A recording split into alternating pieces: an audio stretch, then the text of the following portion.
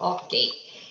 Caminhando, caminhando e cantando, estudo 3 de Lucas. Hoje nós vamos bater o capítulo 2 inteirinho. Ó, tô ficando chique, tô conseguindo fazer um capítulo inteiro num dia. Isso é uma coisa quase que excepcional, né? Então vamos lá, o que nós vimos no capítulo 1? Nós vimos Lucas contando a história da Isabel e do Zacarias, que são os pais de João Batista, e a anunciação para Maria, tudo bem. E aí, o que aconteceu? Nós acabamos a semana passada com a Maria voltando para casa dela e nascendo João Batista, tá? Gente, ele não era Batista, tá? Batista é porque ele depois batizava, ele era só João. Até então, ele era só João. Então, e aí, naquela época era assim, né? O João, filho do Zacarias. Então, o João, filho de não sei quem. Porque os nomes eram poucos, acho que eles tinham pouca criatividade. Então, era assim que eles localizavam as famílias. Então, nós vamos lá. O que aconteceu? Por que nós vamos conseguir bater o capítulo 2 de Lucas inteiro hoje? Porque essa história nós mais do que conhecemos. Até quem não é cristão conhece essa história. Sabe o que foi que aconteceu. Então, eu gosto de pegar sempre aquelas coisas que passam desapercebido, porque às vezes muda todo o sentido da coisa. Então, muitas vezes é uma coisa, é um detalhe, é uma frase que serve depois para lição para a nossa vida e para entender todo o resto. Então, vamos lá. A pergunta primeiro diz por que José saiu de Nazaré e foi para Belém, tá? Então, nós sabemos o que aconteceu. Então, Lucas diz o seguinte, que naqueles dias foi publicado um decreto de César Augusto convocando toda a população do império para recensear-se. Vamos lembrar que César não é nome, César é título, tá? Então, tinha todos os Césares, né? Daí a César que é de César, lembrou? Então, César é um título. Então, esse era o César, que se chamava Augusto, tá? E esse primeiro, o recenseamento, foi feito quando Quirino era governador da Síria. Por que coloca assim? Para poder encaixar no tempo, tá? Para tentar encaixar na história em que época que aconteceu. Então, diz que foi o primeiro recenseamento que foi feito quando Quirino era governador da Síria. José também saiu da Galileia, da cidade de Nazaré, importante, José morava em Nazaré, e ele saiu e foi para a Judéia, a cidade de Davi, chamada de Belém, por ser ele da casa da família de Davi. Então, por que chamavam Jesus, Jesus, filho de Davi? Porque ele era da linhagem de Davi. Aí você vai me dizer assim, mas diz que José não teve participação. Ok, Maria também era, tá? Mas ele então você vai dizer que, por exemplo, o filho adotivo não tem direito, tá? Então, isso é outro papo, quem gosta de brigar por causa junto com a Bíblia. Então, vamos lá. E aí, eles iam se alistar na sua cidade, então, a cidade que nasceu. Então, por exemplo, aqui, existem muitas pessoas que são de Brasília. Então, quem é de Brasília tem que ir para Brasília para se recensear. Naquela época não tinha internet, você não podia fazer online o recenseamento, né? Então, tinha que ir lá. Lembrando que não tinha nem carro naquela época, imagina computador, né? Bom, então ele foi se alistar com Maria, sua esposa, que estava grávida, sabendo que naquela época só se contavam homens. Todas as contas eram homens mais mulheres e crianças, que mulher não valia nada, tá? Estando eles ali, completaram-se os dias. E ela deu à luz ao seu filho primogênito, enfaixou, deitou numa manjedoura, porque não havia lugar para eles na hospedaria. Outros evangelhos explicam essa história mais detalhadamente, mas nós não precisamos ver, porque nós já conhecemos essa história. Se você tem alguma dúvida de como foi, vai lá procurar em Mateus que você vai achar, tá bom? E aí a segunda pergunta é muito legal, que diz o quê? A quem os anjos anunciaram o nascimento de Jesus? Qual a atitude deles depois de comprovarem os fatos? O que aconteceu? Olha que louco. Jesus nasceu lá, na estrebaria, porque não tinha lugar, todo mundo já sabe essa história, nasceu na estrebaria. Depois que ele nasceu, havia naquela região pastores que viviam em campos e guardavam seu rebanho durante as vigílias da noite. E um anjo do Senhor desceu do céu aonde eles estavam, e a glória do Senhor brilhou ao redor deles e ficaram tomados de grande temor. Então o anjo, porém, lhe disse: não temas. De novo, gente, quando aparece um anjo, pode ver, sempre ela avisa para você não ter medo. É porque não deve ser uma coisa tão simples assim de ver, tá? Então o anjo disse: não temais, eis que vos trago novas de grande alegria, que será para todo o povo. Isso a gente sabe de cor, né? É que hoje vos nasceu na cidade de Davi o Salvador, que é Cristo Senhor. E isso vos será de sinal, encontrareis uma criança envolta em faixas e deitada numa manjedoura, tá? Então, os anjos, Jesus nasceu, não tinha ninguém lá, além do José e os bichinhos ali da estrebaria, né? Quer dizer, a gente nem sabe se tinha, porque ali era uma estrebaria, vai ver que estava pouco usada, mas é muito bonitinho ver no Natal, né? Põe assim as ovelhinhas, não sei o que. O pessoal põe tanto bicho que eu acho que nem tinha tanto bicho assim. Mas aí o anjo vai e avisa para os pastores. Então, você me pergunta por que foi avisar para os pastores, tá? Primeiro avisou para os pastores. E vamos lá. E ele disse assim, deu a dica onde vai encontrar, e subitamente apareceu um anjo, com o anjo, uma multidão da milícia celestial, louvando a Deus e dizendo, glória a Deus nas maiores alturas e paz na terra entre os homens a quem ele quer bem. Gente, não há show da Broadway que se compare a uma visão dessa. Primeiro que estava no meio do pasto, não tinha luz, tá? Tinha só a luz das estrelas, certo? E aí aparece um anjo, fala tudo isso, depois aparece uma multidão. A milícia celestial, gente, eu acho que era um coro de anjo ainda por cima, e dando glória, e ausentando-se deles o anjo para o céu, diziam os pastores uns aos outros, vamos até Belém, e vamos ver os acontecimentos que o Senhor nos deu a conhecer. Eles reconheceram que era anjo, já é meio caminho andado, né? Porque tanta gente parece anjo e pensa que é outra coisa, né? E aí eles foram apressadamente, acharam Maria e José e a criança deitada na manjedoura. E vendo, divulgaram o que lhes tinha sido dito a respeito desse menino. Todos os que ouviam se admiraram das coisas referidas pelos pastores. Isso aí quer dizer que eles foram constatar e começaram a espalhar a notícia, tá? Maria, porém, guardava todas essas palavras, meditando-as no seu coração. Guarda isso. Voltaram então os pastores, glorificando e louvando a Deus por tudo que tinham ouvido e visto e como lhes fora anunciado. A pergunta 3 é a seguinte: qual a atitude de Maria ao ver tudo isso?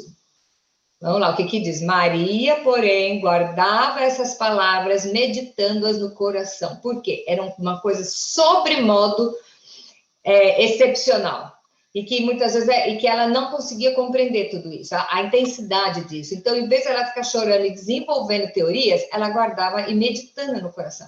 Quantas vezes nós vemos na Bíblia uma mensagem, uma revelação, né? Que o povo é cheio de revelação, né? Uma revelação e você não vai guardar, você passa batido, ou dá bola ou não dá bola, mas Maria fez o seguinte, ela ficou remoendo, ela ficou meditando. Então, quantas coisas, às vezes, nós perdemos porque nós passamos batido, porque eu não entendo, então eu passei batido por cima, e perdi de entender algo muito maior, né? Então, Maria guardava tudo, ela ficou tudo meditando. E acho que ela estava, assim, tentando um jogo de quebra-cabeça, ela tentando juntar as peças, né? O que estava acontecendo. Porque, na verdade, ela sabia da promessa, ela era judia, gente. Ela sabia da promessa, também esperava o Messias, e aí apareceu o anjo, falou tudo aquilo para ela ficou grávida, teve bebê, agora vieram os anjos e falaram também. Então, acho que o negócio é esse mesmo, né? E com 8 dias, o que os pais fizeram? Nós sabemos que a tradição judaica, com 8 dias, levam os meninos ao templo para fazer a circuncisão. Eu vou contar uma coisa super louca da circuncisão para vocês. A circuncisão, quem mandou fazer foi lá Moisés, quando Deus mandou Moisés circuncidar todos os homens, porque Deus sabia o tempo que esse pessoal ia ficar no deserto. E aí, a circuncisão, eles não tinham banho, né, gente? Estava no deserto. E a circuncisão facilitava o banho dos homens. A limpeza, a higienização dos homens. Então, nosso Deus é tão maravilhoso, porque é o seguinte, conversando com uma ginecologista uma vez, ela me disse que entre judeus, o índice de câncer ginecológico é zero. É zero. Então, eu estava num restaurante comendo com essa moça, eu falei, sério? Ela falou, não tem. Por quê? Porque os homens fazem circuncisão, tira o excesso de pele, então não ajunta nada. Então, olha aí, eu achei que Deus é mais maravilhoso ainda.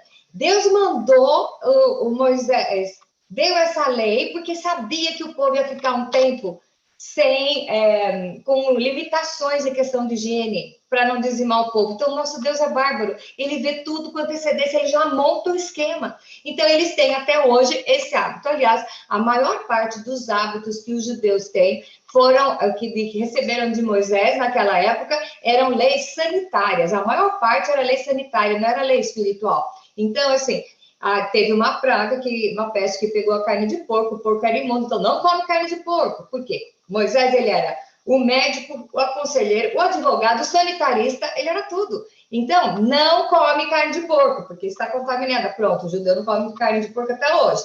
E no caso da circuncisão também. Mas só que aí você vê que esse lado da circuncisão começou a ser uma marca.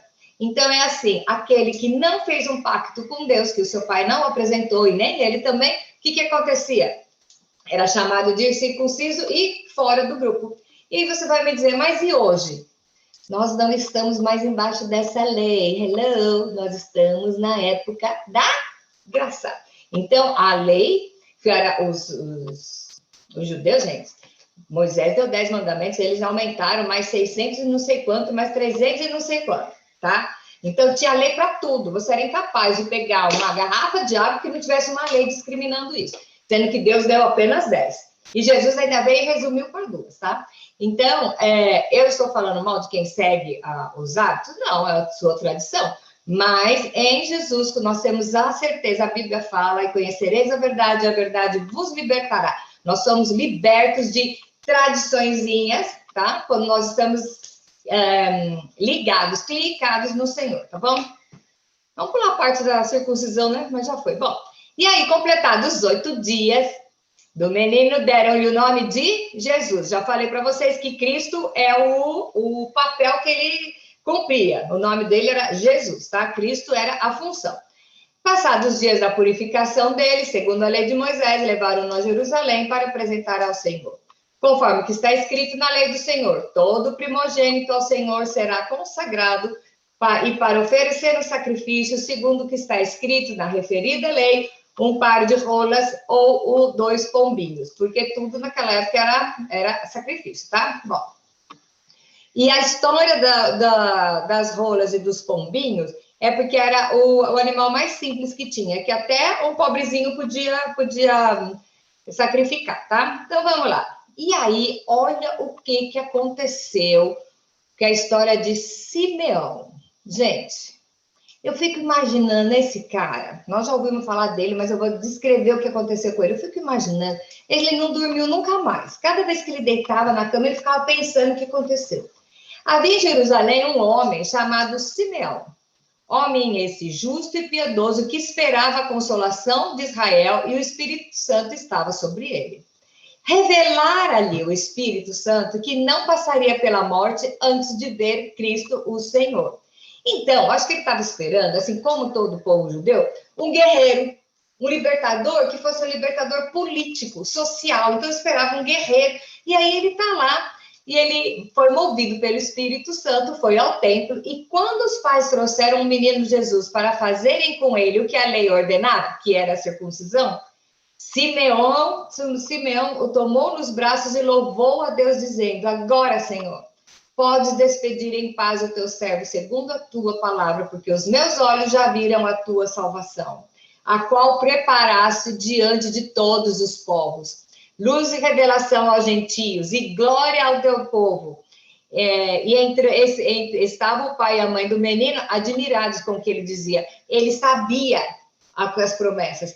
Imagina ele pegar o menino no colo, o que ele sentiu dentro, que foi o Espírito Santo revelando quem era Jesus. Por que ele teve essa revelação? Porque o Espírito Santo estava com ele. Em muitos lugares, muitos de nós hoje, no mundo moderno, nós vamos a lugares os quais o Espírito Santo não entra, sabia? Tem lugar que o Espírito Santo fala, então tá bom, você vai lá, eu fico te esperando aqui na porta. E aí, quantas bênçãos você evitou de receber? Quantas revelações você deixou de receber porque deixou o Espírito Santo em casa? Porque o Espírito Santo, teoricamente, você acha que ele não ia entrar com você. Então, veja bem, hoje nós vemos muito isso.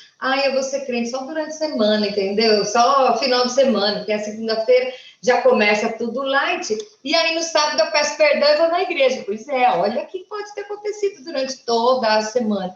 Então, ele, como ele tinha a presença do Espírito Santo, a hora que ele pegou Jesus nos braços para fazer a circuncisão, o Espírito Santo contou para ele quem era. E ele, o discurso dele foi: agora pode me despedir em paz, porque ele tinha essa promessa. Ele tinha a promessa. Nós vemos essa promessa também lá com Moisés, que Moisés queria ver tua glória, lembra? Moisés lá atrás da pedra: quero ver tua glória, quero ver tua glória. E Deus falou: então tá bom, eu vou passar de costas, porque você não vai conseguir ver. E o brilho dele, do rosto dele, foi tanto que ele ficou lá com o lenço no rosto. E aí, Moisés, a Bíblia diz que Deus o sepultou, ok. E aí nós vamos ver lá no monte da transfiguração, aparecem quem? Moisés e Elias. Então, Deus guardou Moisés para ver, ele não queria ver a glória do Senhor, então você vai ver o que é a glória. Ele viu a Jesus. Gente, e eles ainda vão voltar lá no Apocalipse, tá? Então, Deus, ele sempre te surpreende. Quando é ele que promete, ele cumpre. Mesmo que você não entenda a dimensão do que é. Então, vamos supor que Simeão estava esperando vir um guerreiro e veio um bebê, mas o Espírito Santo contou para eles. Olha que intimidade que é, tá? Então, vamos lá. Aí, Simeão os abençoou e disse a Maria, mãe do menino: eis que este menino está destinado tanto para a ruína, como para levantamento de muitos em Israel, e para ser alvo de contradição. Também uma espada transpassará a sua própria alma, para que se manifestem os pensamentos de muitos corações. Aqui ele já está falando, gente, com a Maria, né? Que a Maria ia ver o filho dela morrer, certo? E Maria continuava quietinha. E aí, a pergunta 6, quem foi a segunda pessoa a reconhecer? Havia uma profetisa chamada Ana, filha de Fanuel, da tribo de Asser, avançada em dias. Olha, eu gosto, que povo chique, não fala que ela é velha, é avançada em dias, tá? Que vivera com seu marido 7 anos desde que se casara, e que viúva de 84 anos, e não deixava o templo, mas adorava noite e dia em Jesus, jejuns e orações. E chegando naquela hora, dava graças a Deus e falava a respeito do menino a todos os que esperavam a redenção de Jerusalém. Olha só Maria, vamos lá. O anjo apareceu primeiro com a Maria, falou que era. Depois ela foi visitar a prima. Aí a prima, lembra que João Batista se tremeu no ventre dela? João Batista também disse que era. A Isabel falou. Aí foram os pastores. E aí o Simeão. E agora a Ana. E ela guardando tudo no seu coração. Para saber que realmente era isso a resposta das orações do povo. O clamor do povo estava sendo atendido na vida do filho dela, gente. Imagina. Eu fico pensando que ela via ele brincando assim, ficava até com dó se ele cair, machucasse a perna, né? Puxa vida, meu filho quebrou a perna aí. Falar, Deus, nosso filho, né? Meio estranho isso, né? Esse papo. Mas eu imagino a contradição dela saber que ela tinha que educar o filho de Deus. Gente, que responsabilidade. Quando a minha filha nasceu, ela está bem longe de ser Jesus, eu pedi para Deus me ajudar, porque eu vi que não ia dar conta. Acho que todas nós, mães, passamos por esse momento, sabe? Eu não dou conta, Senhor. Me ajuda a fazer o melhor para eles. E Maria estava nessa. E ela achava que tinha uma responsabilidade dobrada, porque quem era o nenê dela, né? E aí, depois que cumprida todas as ordenanças, segundo a lei do Senhor, voltaram para a Galiléia. Então, eles estavam na Galiléia, em Nazaré, por causa do recenseamento. Eles foram para Belém, aí tiveram que fugir lá do rei que queria mandar matar, nós sabemos essa história, e aí eles voltaram para Galiléia, a cidade de Nazaré. Por isso que Jesus era um nazareno, mas ele nasceu em Belém, então. Mas ele morava em Nazaré, então ele era nazareno, ok? Então, vamos lá. E crescia o menino e se fortalecia, enchendo-se de sabedoria, e a graça de Deus estava sobre ele. E aqui, nós vamos ter um intervalo de 12 anos. E aqui é muito engraçado, porque tem certas religiões que ficam tentando descobrir o que Jesus fez nesses 12 anos. Quem criou Jesus, como que foi o esquema, tá? E eu creio que ele era uma criança. E uma criança com menos de 12 anos estava com os pais. tá? Eu acho que não foi nesse momento que ele que deu maior controvérsia, tá? Porque ele era uma criança, os pais cuidando dele, e aí todos os anos eles iam para Jerusalém na festa da Páscoa. Então a pergunta 8 diz assim: onde eles iam todos os anos fazer o quê e quando? É hábito do judeu comemorar a Páscoa. Por que a Páscoa do judeu é a mesma data que a nossa e os cristãos comemoram dois eventos diferentes? Os judeus comemoram a libertação do Egito, tá? Então eles eram escravos e eles comemoram a libertação do Egito, que Moisés falou: pega um carneirinho, frita ele, faz churrasquinho, pega o sangue, passa na porta, que à noite o anjo da morte vai passar, e onde estiver o sangue no madeiro, a morte vai passar direto e não vai me matar, ok? Isso é uma coisa bem lúdica, né? Então foi um evento que os judeus guardam até hoje. Por que nós cristãos também salvamos? Porque na Páscoa, olha que louco, na Páscoa, o cordeiro sem defeito foi morto e o sangue dele escorreu pelo madeiro, e quem tem aquele sangue em cima, a morte passa batido. Era isso que estava acontecendo. A Bíblia, ela é muito louca, porque ela se completa livro por livro, tá? Mas aqui, Jesus não tinha morrido ainda, ele tinha acabado de nascer, já estava com 12 anos, e eles foram para a festa da Páscoa em Jerusalém. Então, eles iam, imagina aquelas caravanas andando lá na excursão, né? Agora vai de ônibus, né? Mas era uma excursão para Jerusalém no templo, e ele foi também junto com os pais.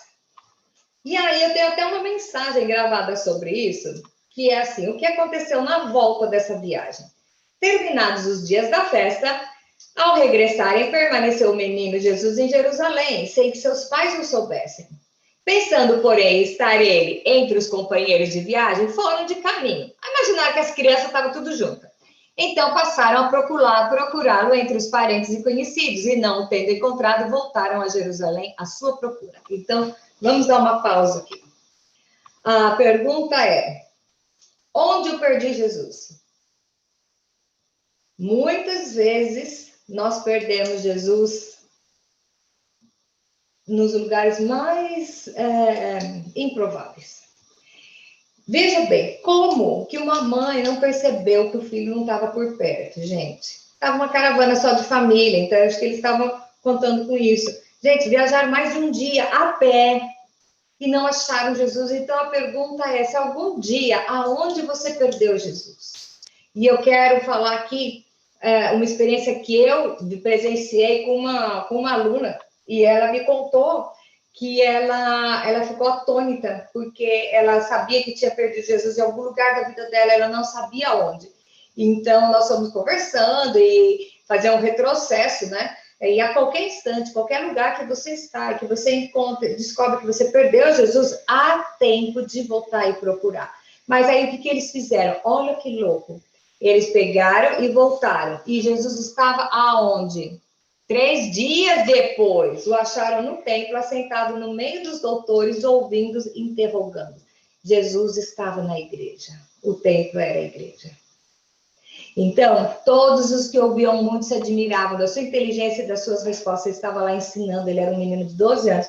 Porque para o judeu, é com 12 anos que faz o bar mitzvah, que ele fica adulto, tá? Então, ele estava lá. E aí eu te pergunto: onde você perdeu Jesus? Aonde você vai encontrá-lo de novo? Na igreja, na congregação dos santos, aonde se reúnem, tá? A igreja não é aquela a estrutura de prédio, né? De parede e janela. A igreja somos nós. Então, olha, é muito difícil você encontrar Jesus sozinho dentro do seu quarto chorando. É muito difícil. É muito mais fácil você ir até a igreja, se juntar com o irmão junto para encontrar Jesus de novo, tá? Porque onde 2 ou 3 estiverem reunidos, ali estarei no seu nome. Então, o que aconteceu? O que aconteceu? Eles perderam a Jesus e foram direto buscar aonde? Aonde ele estava? Quantas vezes nós deixamos e ficamos tentando, ou chorando sozinho no travesseiro, chorando, reclamando, porque nós não temos condições de encontrar Jesus. Você acha que sozinho vai ser possível? Aí Deus fala comigo direito, não preciso de ninguém para me ajudar. Se isso é uma falácia, é uma falácia. Se você quer encontrar Jesus, vá onde estiver 2 ou 3 reunidos no nome dele, e ali ele vai estar. Então, ai, porque, como é que é? Ai, porque eu não gosto de crente, não sei quem, mas meu culto, Deus me ouve até se eu conversar embaixo de uma árvore. Ok, mas é mais fácil se você estiver em comunhão. Por isso que existe a comunhão dos santos, tá? Então, eles foram lá e encontraram Jesus dentro do templo, no meio dos doutores, e os doutores ouviam, e ele ouvia e interrogava, quer dizer, bate-papo de igual para igual. E todos os que ouviam se admiravam muito da sua inteligência e das suas respostas.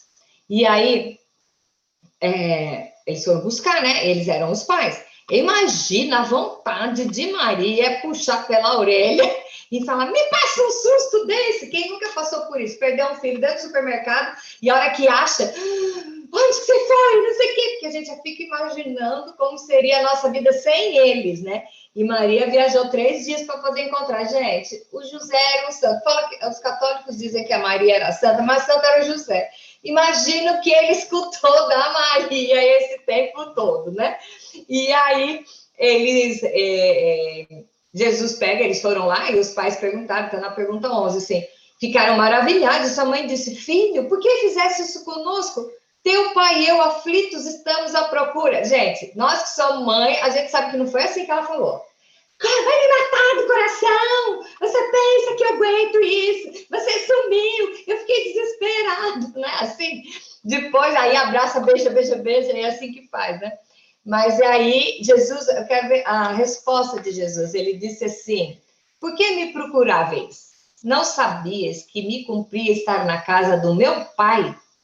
Não compreendendo, porém, as palavras que lhe dissera, tá? Eles não entenderam isso.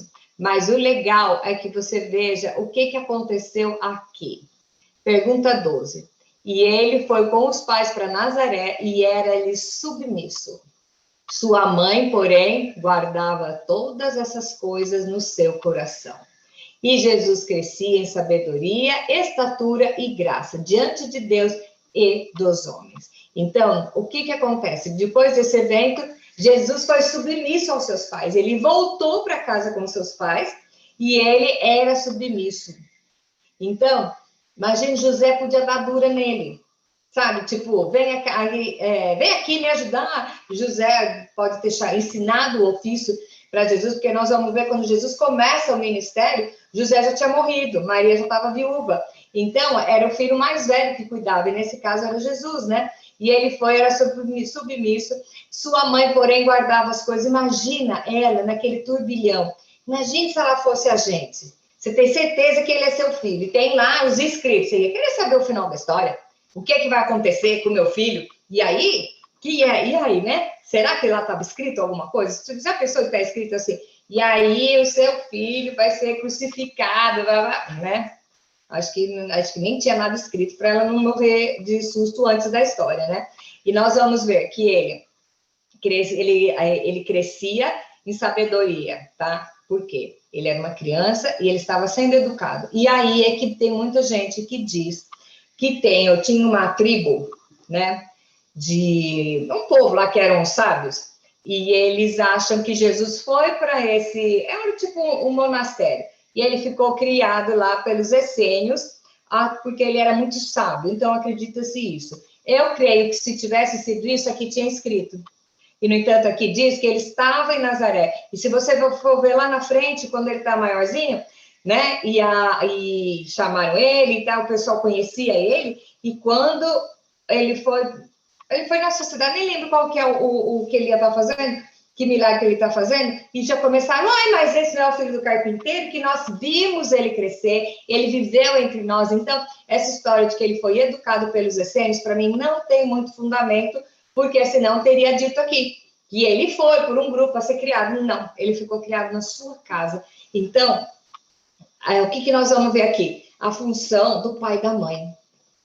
A função do pai e da mãe, porque Deus estava com Jesus, claro que sabia, estava. O Espírito de Jesus era o Espírito de Deus, e estava tudo ok. Porém, imagina a sabedoria e a aflição desses pais no cuidar do seu filho. E aí eu coloco para você assim, Como nós estamos criando os nossos? Como nós estamos criando os nossos? Nós estamos vendo os nossos filhos crescerem em sabedoria e graça e tamanho e estatura. Muitas vezes, eu conheço uma menina que teve a coragem de dizer para mim assim, eu entreguei os meus 2 filhos, fiz como Ana, entreguei os 2 filhos para o Senhor no dia que nasceu e agora a responsabilidade é deles. Vou te contar uma tristeza, uma triste notícia. Não é não, a responsabilidade é sua.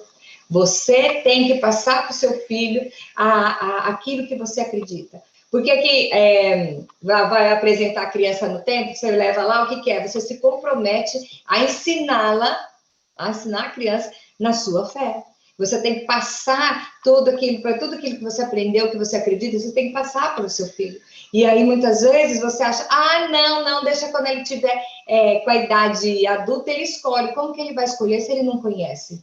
Se você não deixa o seu filho participar das suas experiências, mesmo que seu filho tenha rasgado a Bíblia, tá? Feito chiclete com a Bíblia. Você tem a obrigação de contar para ele as suas experiências, porque a sua palavra, como mãe, ela é muito forte, muito pesada para o filho. Tudo que você disser para o seu filho, mesmo que ele, na hora, ele rejeite, aquilo entra na cabeça dele como uma referência. Então, mesmo que ele não esteja aí, você fala, eu oro por você.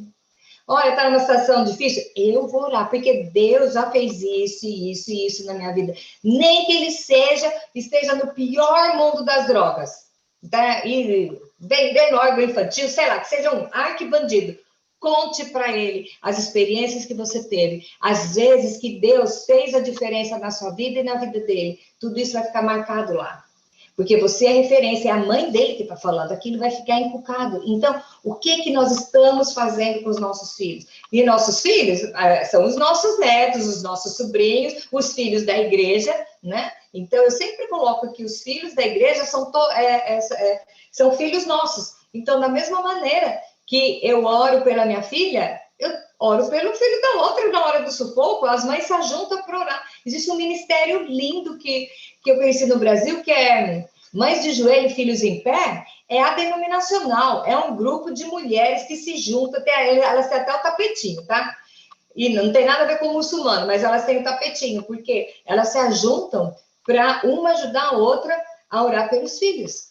E não é só gente que tem o filho perdido que está lá, não. Tem mais, tá? Mas até aquelas que o filho está certinho, elas estão lá intercedendo para que não desvie. Então, como eu vou passar a minha fé para a minha geração? Contando o que ele fez comigo. Então, assim, de vez em quando você lembra. Puxa uma conversa boba, fala, olha, me lembrei de tal dia, e compartilha, porque tudo isso são joias que vão ficar dentro dele. E quando ele for grande, ele vai se lembrar. Quando ele estiver no momento de sufoco, aí toca um sininho, a minha mãe passou tal coisa, e mesmo que ele não puder resolver, ele pede para a mãe orar por mim. Pode ver, eu estava vendo uma entrevista ontem, um flash, que eu fiquei chocadíssima. A repórter vai na Cracolândia, entrevistando o cara, e o cara falou assim, eu estou aqui há 3 anos, e eu não vou voltar, eu optei estar aqui na droga. E a moça pega e fala, dá o telefone da sua mãe. Ela liga para a mãe do cara e põe o telefone na boca do cara. O cara fala assim, mãe, eu não vou voltar porque aqui eu estou bom, não sei o quê, e o Espírito Santo está comigo, eu sei toda vez que você ora comigo, a mulher começa a chorar do outro lado, a repórter chorando, foi um show de horror, e eu me coloquei no lugar dessa mãe. Então, ele está na droga, ele está assim, não quer sair, não tem força para sair, ele fala, ninguém experimente. Porque eu pensei que ia só ser uma coisa legal, uma curiosidade, nunca mais eu consegui sair. Então, e a mãe chorando do lado, e eu vou contar para vocês uma coisa, eu tenho certeza que a oração dessa mulher vai ser ouvida. Porque do jeito que estava o rapaz, sabe, o testemunho, Deus vai usar essa situação para mostrar que ele é Deus. Então, nunca desista do seu filho, nunca desista de orar por ele, por mais perdido que seja, vai orando e fala para ele. Mesmo que ele não queira saber, você fala, vou te contar uma história aqui. É isso aconteceu quando você era pequeno, teve uma febre, no sarado, eu tive que orar, as irmãs vieram orar.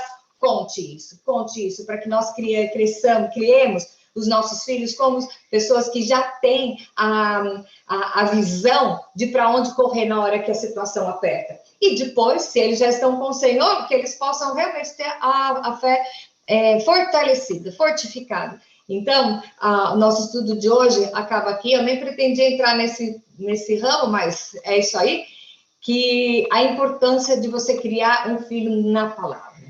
Criar um filho na palavra, na oração. Deixe o seu filho ver você orando por ele.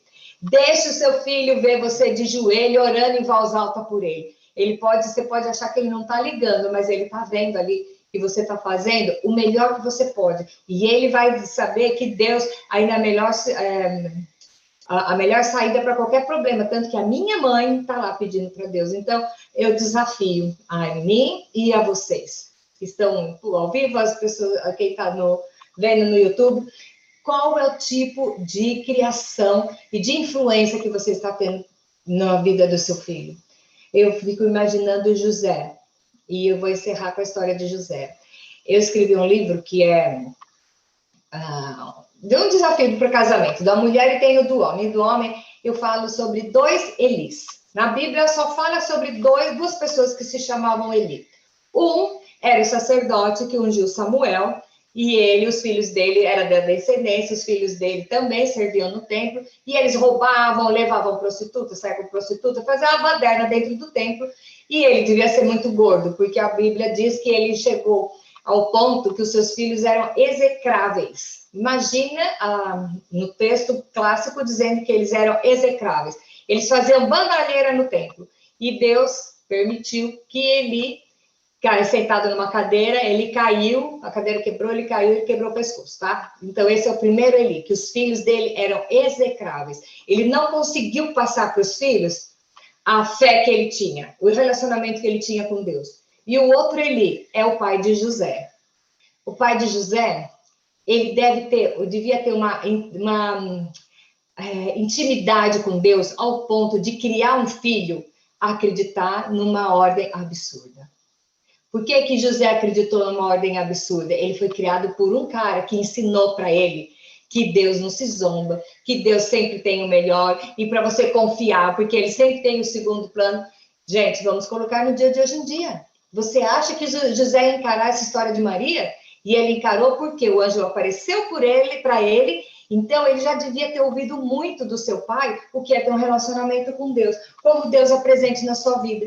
Então, eu sempre, nesse livro, eu coloco essa história, é livro para os homens, e eu ponho assim, que tipo de pai você está sendo? Você está sendo o Eli, que os filhos se tornaram execráveis, ou você está sendo como Eli, que criou José ao ponto de ser tão sensível e tão íntimo do Espírito Santo, que ele obedeceu uma ordem absurda. Então, isso fica para nós também. O que eu estou fazendo com o meu papel de mãe hoje? E mãe, vó, tia, a tia da classe das crianças, não importa qual é a geração que você está influenciando. E você está influenciando a nova geração como? Com gritos, com fofoca, com murmuração, ou você está influenciando, inculcando nessa nova geração o quê? A fé naquele que nunca falha. Então, que esse estudo tenha sido, assim, muito interessante para nós, que nós possamos nos lembrar no papel que nós estamos tomando no reino de Deus, porque é o único script que vale a pena a gente seguir, que é o quê? Fazer a vontade do Senhor aqui na terra. Amém? Beijo!